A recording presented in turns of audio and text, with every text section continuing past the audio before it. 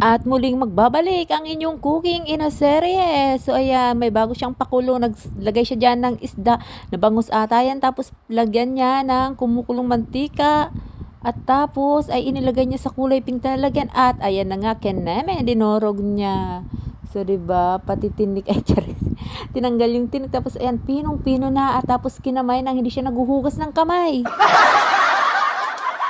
At nung maramdaman niya, pinong-pino na, inilagay naman niya, inilubog sa mantika at ayun, binilog-bilog na para daw diretso prito agad. O, di ba kagaling? Ay, ganyan lang pala ang teknik, no? O, at least may nakuha na naman tayong bagong teknik.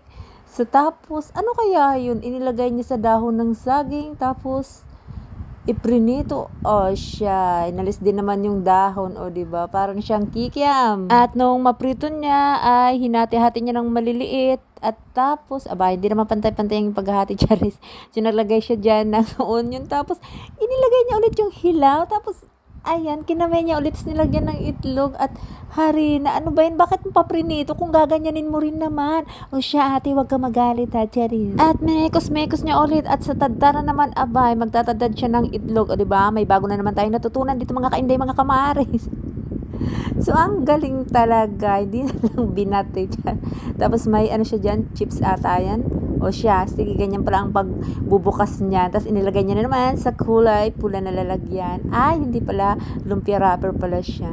At yung kanyang minekos-mekos, ay siya rin palang ibabalot dyan. O, diba? Ang galing naman. Ang daming pakulo, ang daming pinagdaanan ng itong pagkain na to at tapos ipiprito niya, o diba? And fairness naman dito sa ating cooking in a serie na ito na kahit hilong-hilo na yung mga ingredients at maraming pinagdadaanan, mukha naman talagang masarap ang kanyang finished product. So ayan, kitang-kita naman dyan, sausawan lang ketchup ay mukhang napakasarap na. Ano ba ito? Kakakain ko lang, parang nagugutom na ako dahil sa luto mo. Ateng, pahingi naman ako dyan. At pagkatapos niya siguro magprito, alam na natin, gagawa na naman siya ng sausawan. Sa yung tinadtad niyang, ano ba yan?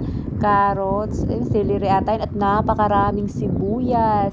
At nilagyan ng mantika. At ano ba yung ginagadgad niya? Parang asin. Tapos, ayan, tubig. At syempre, mekos-mekos yan.